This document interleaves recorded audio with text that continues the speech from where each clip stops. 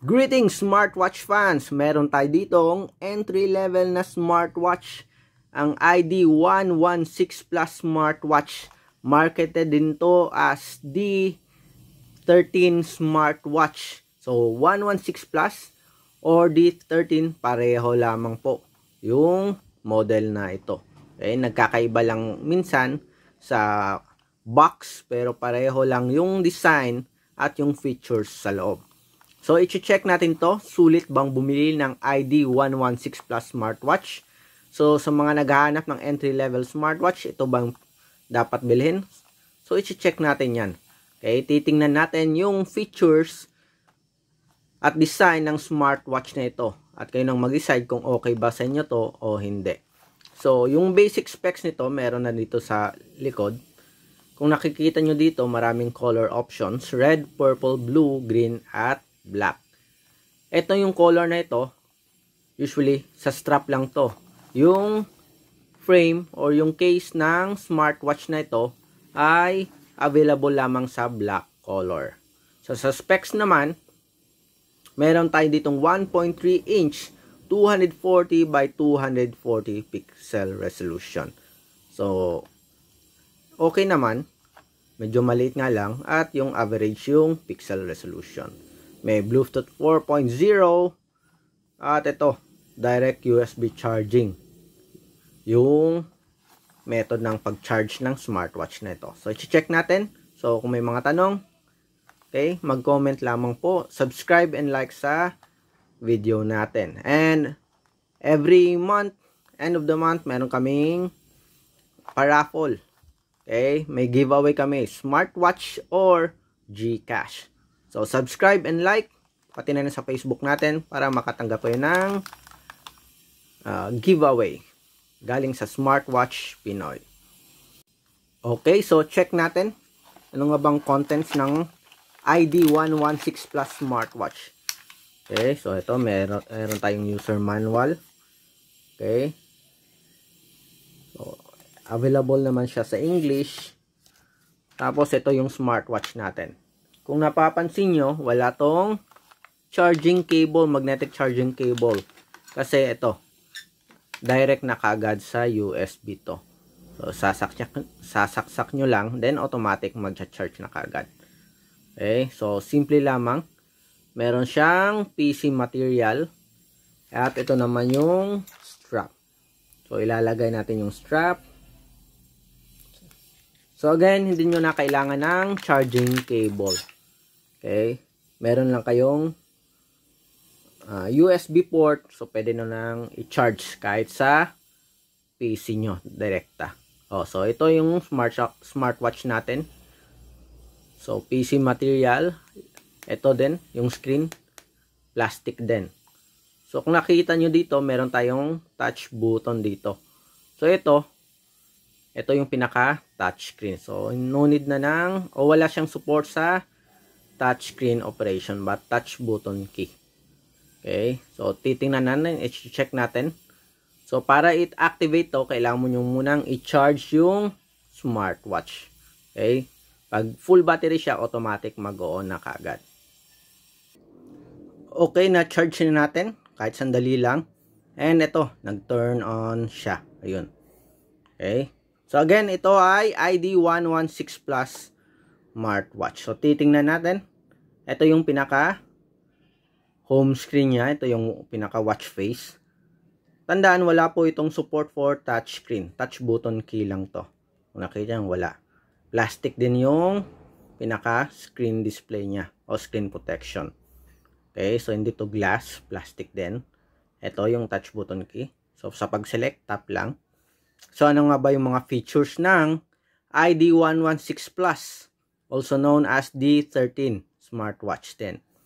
Okay, so titingnan natin, meron dito tayong activity monitoring. So, minomonitor.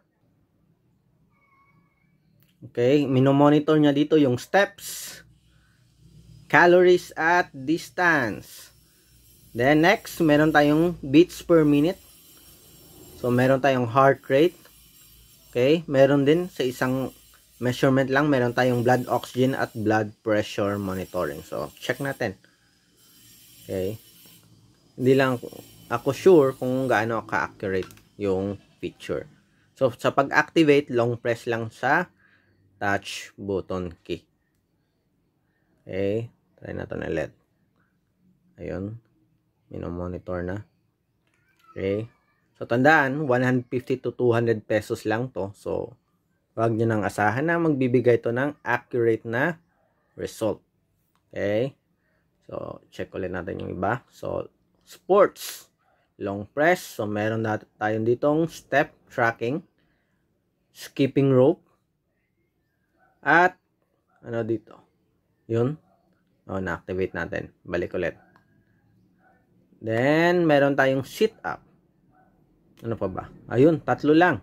So, meron tayong step, tracking, or running, skipping rope, at sit up. So, tatlong sports lamang po.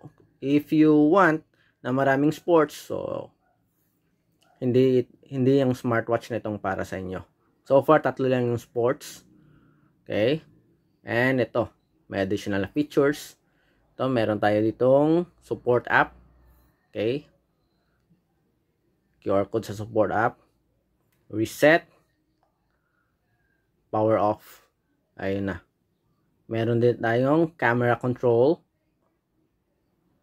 Anti-lost. And that's it. Yun lang. Okay? So, very limited ang features. Kasi entry-level smartwatch lamang po ito. Okay? Again, meron tayong automatic activity tracking. Meron tayong health monitoring. Kasama na dito yung beats per minute, blood pressure at blood oxygen. Meron tayong sports. Tatlo yung sports. Merong step tracking, skip monitoring, or skipping rope monitoring, and sit up. So, dito sa settings, QR code ng support app, reset, tapos meron tayo ditong power off. And additional features, meron tayong camera remote control, anti-lost, and yun na. So, sa watch face natin, tingnan natin kung merong ibang option. Ayun, meron tayo dito. Okay. Long press ulit. Subukan natin. Ayun. So, dalawa lang. Check ulit. Okay, ito military standard time. Siguro to. And yung isa, subukan natin. Ayun. So, at least tatlong option yata meron tayo dito. Okay. So, ito yung mga features and specs. Okay, ng ID116 Plus smartwatch. Okay, so very limited siya as expected kasi entry level smartwatch lamang to. Okay, so check natin dito sa online. So yun, marami siyang wala. Okay, so basic lamang yung feature nito. At kung nakita nyo dito, 168. Marketed din as the 13 smartwatch. So, kung balak nyong bumili na ito, pwede rin. But kung gusto nyo ng mas maraming features, hindi ko nire-recommend na bilhin itong smartwatch. Although very affordable. Okay, and madaling i-charge. So, sa battery life, average lamang 2 to 3 days. Okay, depende sa paggamit nyo. Although mabilis siyang i-charge. And yung connection sa support app, hindi siya ganun ka-stable. So, pang bata lamang po to. Okay? Sa mga anak nyo, kung gusto nyo na meron siyang smartwatch. Okay? Na hindi nyo na kailangan gumastos ng malaki.